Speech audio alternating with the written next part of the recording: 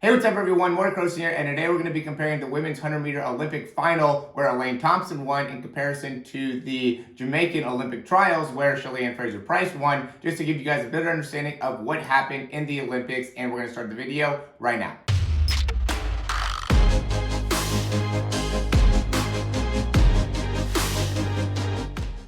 All right, so here on the right, we have Elaine Thompson, and then we have Shelly-Ann Fraser-Pryce, and then here on the left, we have Shelly-Ann Fraser-Pryce and Elaine Thompson. And so, the big thing that's going into this is, Shelly-Ann Fraser-Pryce in many regards is, one of the best of all time in terms of women's sprinting. And then we have Elaine Thompson, who actually won gold last in 2016 and, ended up losing to Shelly-Ann Fraser-Pryce and the Olympic trials. So, many thought that she was the favorite. And, if we go back and we look at the Olympic trials, and the reason that I'm doing this and not just breaking down the Olympics is just because of copyright and was having a hard time being able to post videos, made some videos and actually wasn't able to even post them. So, hopefully by being able to do this, it will give me the opportunity to actually get some footage online and some breakdowns online. But anyway, we'll go through the start. And at this point, they're both pretty even here. Again, Shelly-Ann and Elaine Thompson. And then what happens here is Shelly-Ann Fraser-Pryce starts to get a bit of a lead going right about there, and gets out in front of, Elaine Thompson. And if we look at the same, kind of beginning part of the run here, they end up being about even. So to me, what ended up happening was Elaine Thompson went back and said, at the very beginning, I really need to be able to get out more effectively, right? So she really tried to get out a lot more here and was really focused on staying up with Shelly-Ann Fraser-Pryce. And it almost made it so they both kind of rushed into it a little bit here. Shelly-Ann Fraser-Pryce in general kind of gets her head up and gets going. But we can look at Elaine Thompson, you can see further down into the race, she still has her head down in the Olympic trials. Where here, she already has her head slightly up. I mean, she's trying to stay down and kind of looks back down. But, at this point, she was looking up. She's very aware of what's going on with Shelly-Ann Fraser-Pryce. And so then she gets to a point where, she's feeling like she's getting out in front. And then Shelly-Ann Fraser-Pryce starts to get out in front here. Right? And so that's exactly what happened here. She started to get out in front. And the second that Shelly-Ann Fraser-Pryce starts to get ahead is when, and the second time through, is now when Elaine Thompson starts to be able to kind of open up her stride. Where here, she almost let her get too far out ahead and then started to open up the stride too late. And by the time she started to catch on to her, it was just, it was all too late, right? Because you could see Elaine Thompson starts to come on, but Shelly-Ann Fraser-Pryce had too much of a lead. All right, so this time, Elaine Thompson wanted to get into her top speed a little bit faster. And then here, Shelly-Ann Fraser-Pryce started to kind of separate, okay? And then all of a sudden, Elaine Thompson gets to her top speed, and then she starts to separate right back from Shelly-Ann Fraser-Pryce and ended up being able to, get the victory here. So I'm going to quickly interrupt this video just to say if you like the information so far, click that thumbs up down below, subscribe to the channel, and we're going to hop right back in the video.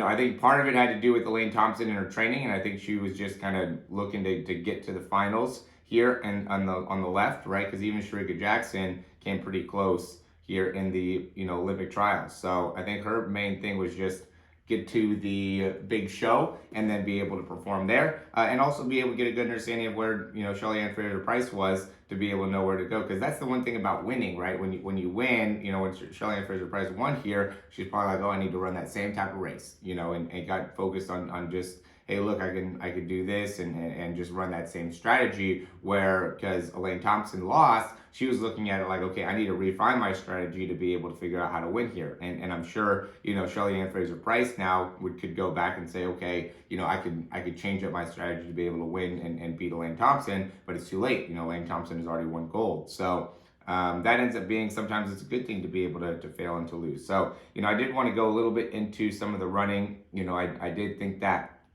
at top speed, and we probably won't be able to get as good of data here on the left, but on the right, maybe we can get one at least of Shelly-Ann Fraser-Pryce. She's probably touching down at about 9.8, I would say, and then she's back off at 0.6, and then touching back down at about, probably 3.9 or 4.0, maybe 4.0. which is pretty quick. So that's 0.34 and 0.08. And then, when looking at Elaine Thompson, and I've already, like I said, I've already done this before, 3.6, and she's back off, about 4.3. So I've done it and gotten Elaine Thompson down to as low as 0.07 in terms of her foot contact time, 0.76. So that's a 0.32 in terms of her turnover. And then let's take a look at Shelly-Ann. Yeah, it was a little bit, let's maybe say 1.3 for Shelly-Ann on that one. Then probably off at about 2.1. So still staying with that. Oh wait, landing a little bit more on the outside part of her foot there. And then 5.5.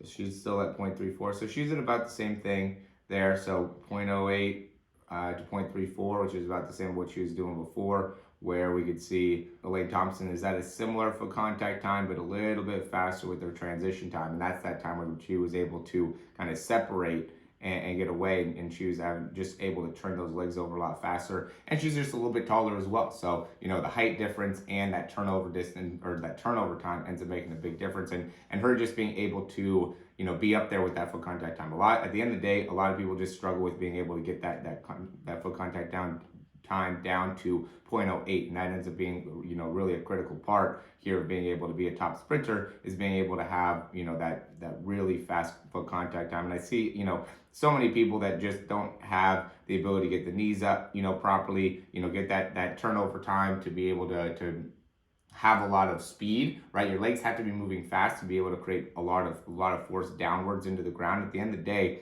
it's about the vertical force that we're creating into the ground. And how do we do that?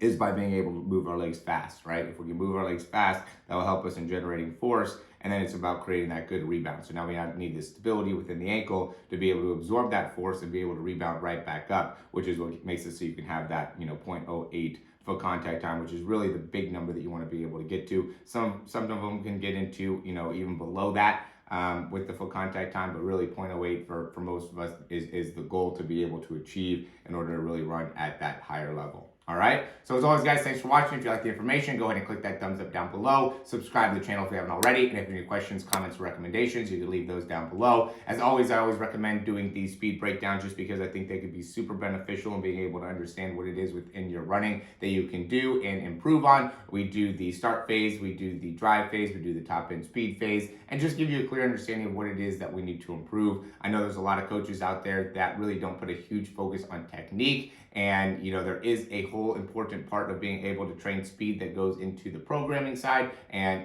when you're doing your flies, and when you're doing your endurance, and when how to be able to program to be able to improve speed. And then there's also a whole nother part of it that goes into the actual technique. And I really want to focus on the technique because I think that is such a critical part and such an overlooked part when it comes to speed and being able to build speed. So a few different things that I work on from a drill perspective that I think could really make a big difference, or an exercise perspective that can make a big difference when it comes to building the right technique to be able to really run as fast as you possibly can. So again, if it's your first time watching the channel, I do a lot of videos just like this, a lot of breakdowns just like this to be able to help you out in understanding how to run faster. So click that thumbs up down below, subscribe to the channel if you haven't already. And as always, thanks for watching. We'll talk to you soon.